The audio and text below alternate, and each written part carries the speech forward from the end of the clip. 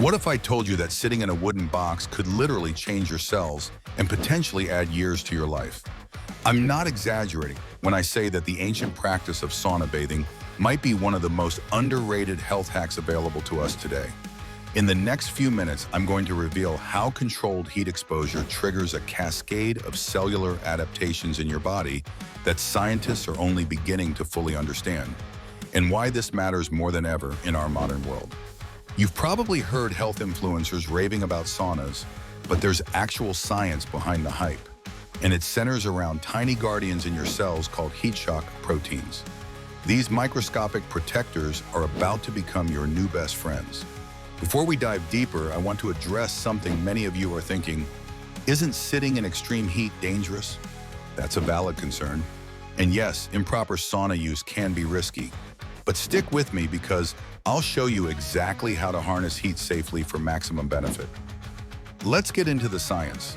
When your body temperature rises in a sauna, typically between 175 and 195 degrees Fahrenheit, your cells perceive this as stress. Not the kind of stress you feel when your boss emails you at 10 p.m., but a beneficial type called hormetic stress.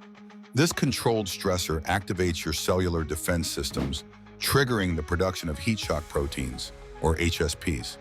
Think of HSPs as your body's emergency response team. Their primary job? Protecting your other proteins from damage and helping damaged proteins refold or marking them for removal if they're beyond repair. Essentially, they're like cellular quality control managers, ensuring that everything in your cells is functioning properly. But here's where it gets really interesting. Research has shown that heat exposure doesn't just temporarily increase HSPs, it can lead to long-term adaptations that may improve longevity and quality of life. One study found that men who use saunas 4 to 7 times per week had a 40% lower all-cause mortality risk compared to those who use saunas just once a week. That's not a typo, 40%. Now, you might be wondering, that sounds great, but how exactly does this translate to real-world benefits? I'm glad you asked. First, HSPs help build resilience. By regularly exposing yourself to heat stress, you're essentially training your cells to better handle other forms of stress, including exercise, environmental toxins, and even emotional stress. It's like weightlifting for your cellular defense systems. Second, HSPs have been shown to protect against neurodegenerative diseases. They help prevent protein misfolding, a key factor in conditions like Alzheimer's and Parkinson's. Some researchers believe regular sauna use might actually help preserve cognitive function as we age. Third, and this is my personal favorite, sauna use combined with exercise appears to have synergistic effects. The heat shock proteins generated from sauna use complement the adaptations from exercise, potentially amplifying the benefits of both. It's like getting a 2-for-1 deal on your health investment. I know what some of you are thinking. I don't have access to a sauna, or I can't tolerate extreme heat. Here's the good news. You don't necessarily need a traditional Finnish sauna to reap these benefits. Infrared saunas operate at lower temperatures while still elevating your core body temperature enough to trigger HSP production. Even a hot bath that raises your core temperature by 1-2 degrees can activate some of these pathways. Now for the part you've all been waiting for, how to actually use heat exposure properly. The Finnish approach typically involves 15 to 20-minute sauna sessions at 175 or 195 degrees C, followed by a quick cold exposure, and then repeated 2 to 3 times. But if you're new to this, start with just 5-10 minutes and gradually work your way up. Consistency is more important than intensity here. Research suggests that frequency matters more than duration. 3 to 4 sessions per week appears to be the sweet spot for most people. And always stay hydrated. The average person can lose up to a pint of water during a 20-minute sauna session.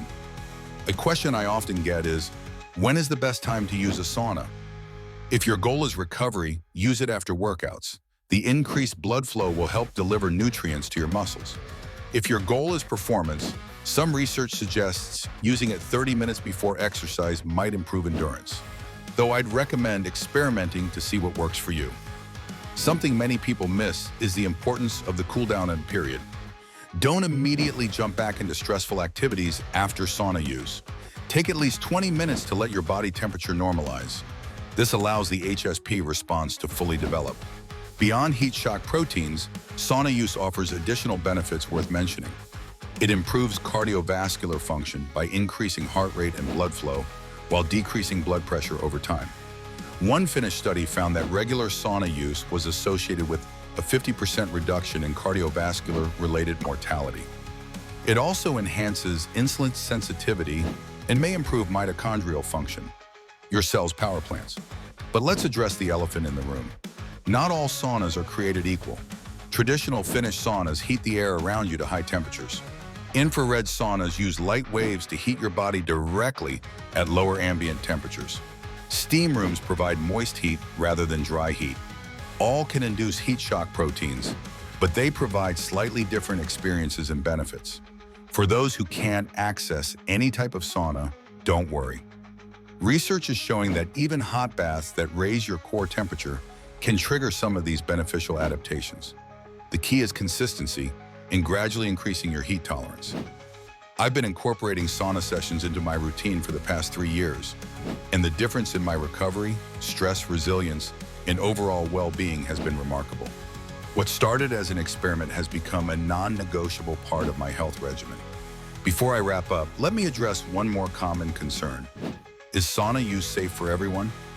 Unfortunately, no. If you have unstable cardiovascular disease, are pregnant, or have certain chronic conditions, you should consult with your doctor first. Also, alcohol and saunas don't mix, ever. The dehydration risk is simply too high. The beauty of heat shock proteins in sauna therapy is that they represent ancestral wisdom confirmed by modern science.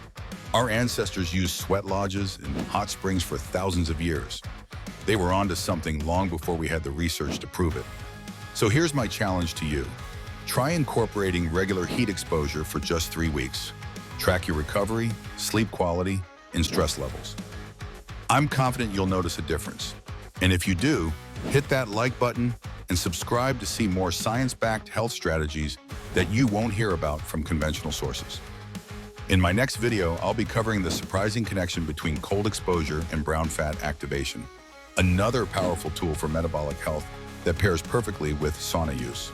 Until then, stay healthy, stay curious, and don't forget to turn up the heat on your health journey.